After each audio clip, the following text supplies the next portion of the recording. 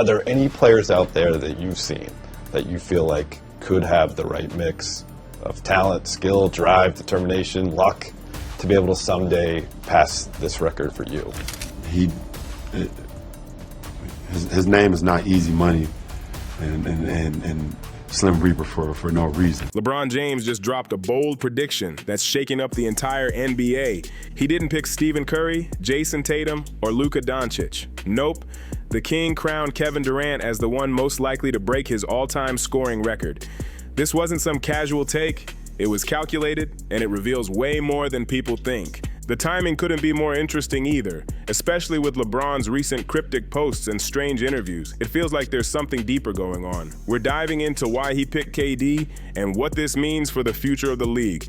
When asked who could challenge his record, LeBron didn't hesitate. Durant in his bag. And the crowd's on their feet. I mean, he's from PG County. Kevin Durant. He skipped over Curry entirely, even with their legendary rivalry. LeBron said it's KD's full package: the jumper, the mid-range, the paint work, and that deadly 90% free throw shot. And don't forget to subscribe. This story's just getting started. That last part, being available on the floor, wasn't random. That was a clear jab at durability, something people have questioned about plenty of stars lately. And when the crowd's on their feet, remember, KD's from PG County. He's built different. The numbers back it up too. Durant sits at number 14 on the all-time scoring list, 11,000 plus points behind LeBron, but in 419 fewer games. That insane efficiency, that's what caught LeBron's eye. And yeah, the part that shocked everyone, LeBron snubbed Steph Curry. When asked who might break his record, he didn't even bring him up. That wasn't a mistake, it was intentional. Even after winning Olympic gold together and showing real chemistry, LeBron still picked Durant. It's like he's sending a message. And if you're not subscribed yet, you're missing the full story. Curry's game depends on the three ball, and that kind of shooting magic can fade with time. But Durant, he's got a scoring bag that works everywhere on the floor, giving him way more longevity. Still, this whole thing runs deeper than just basketball. Right now, LeBron's sitting on nearly 38,000 career points, while Durant's got around 26,000. I think even you would admit there's things about Kevin's game you wish you had. Yeah, for sure. One of the most smoothest, most efficient scorers maybe we've ever had. Like, is there anyone that can do it at every level? Not to the capacity he's done it.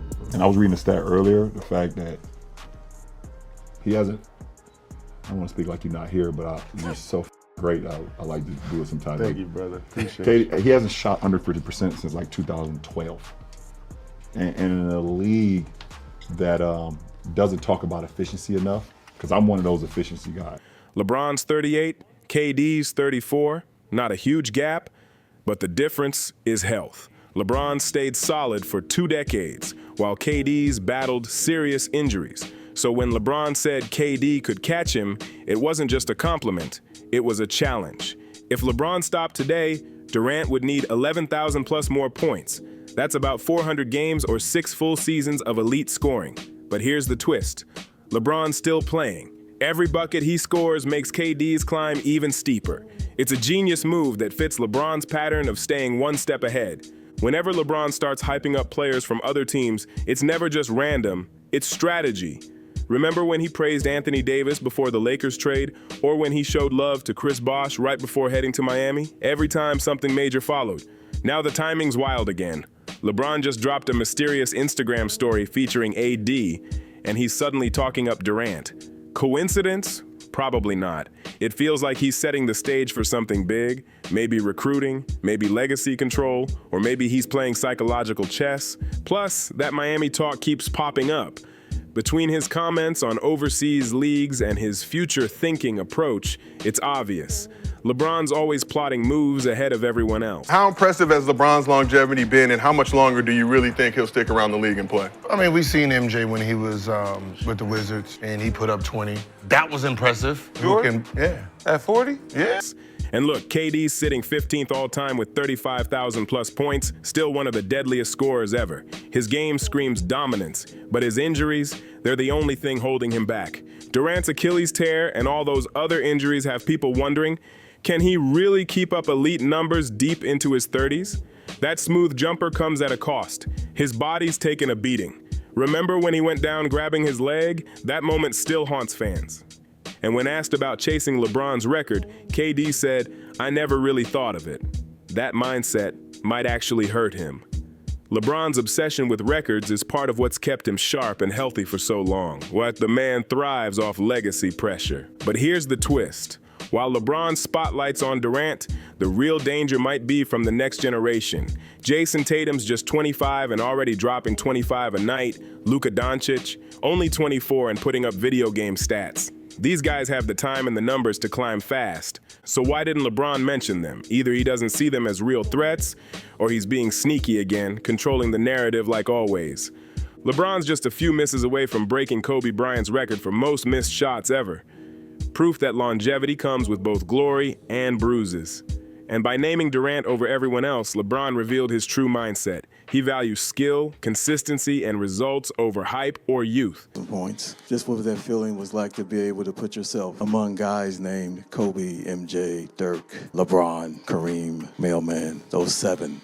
And now you joined that group. Man, it's a true honor to be in the same category as those players who helped shape the game and push the game forward. And that's always been my goal, is to get the most out of myself every day and the most out of my career.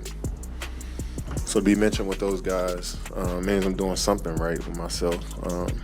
That thinking matches how he's always built teams, stacking up with proven stars instead of waiting for rookies to develop. But those recent International League rumors, they make things even spicier.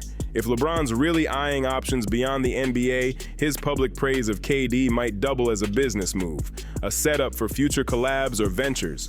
Then there's the Anthony Davis connection. The cryptic posts, the mixed signals, it all feels like LeBron's juggling multiple plans at once. Analysts are split. Some say his KD pick makes sense. Others think it's impossible for Durant to catch a still active LeBron.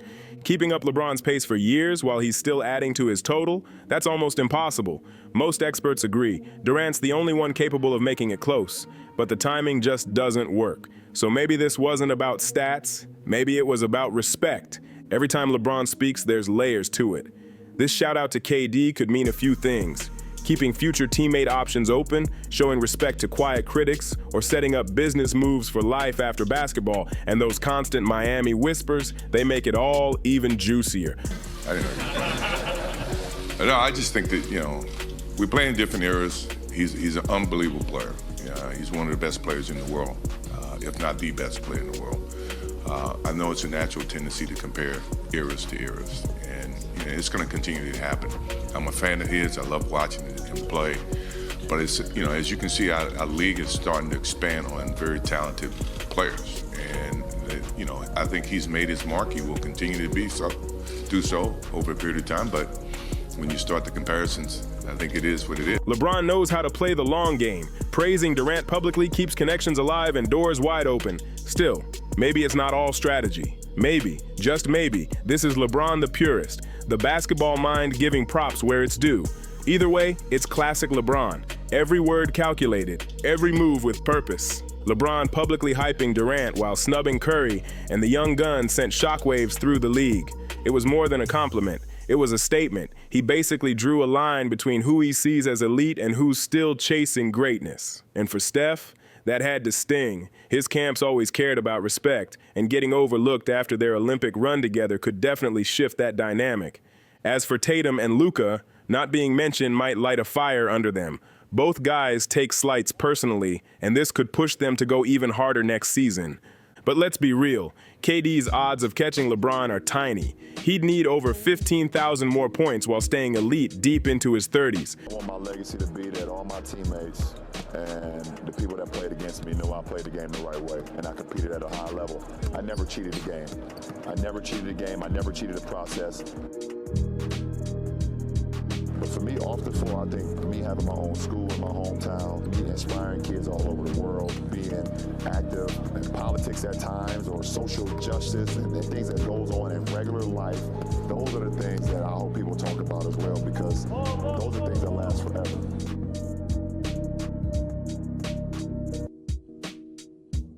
Something only legends even come close to doing. If LeBron keeps hooping 2 or 3 more years, his record's probably untouchable for decades. The three-point revolution has completely flipped how players score, and LeBron knows it.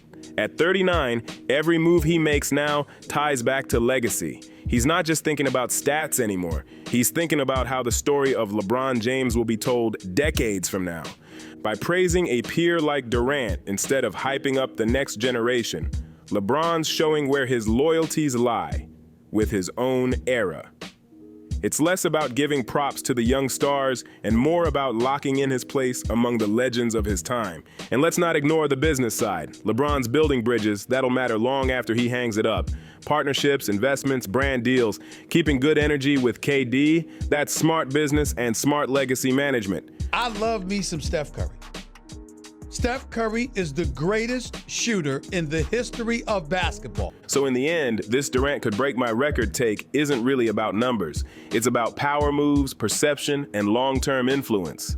This whole situation gives a rare look into how superstars really move, the hidden respect, strategy, and silent power plays that shape the league. It's tough to picture anyone catching the king, but if someone could, LeBron's money's on Durant. And that pick says more about LeBron than KD himself. This wasn't just flattery, it was strategy. LeBron's prediction checked all the boxes, showing respect, protecting relationships, and proving he understands what true scoring greatness looks like. Whether KD actually comes close doesn't even matter. The point is, LeBron's words are always calculated. This isn't basketball talk, it's chess. Every move he makes builds his legacy and keeps him at the center of the game's story. So what do you think? Can KD really break LeBron's record, or is the king just flexing his strategic genius? Drop a comment, and don't forget to subscribe for more stories that expose what's really happening behind the NBA spotlight.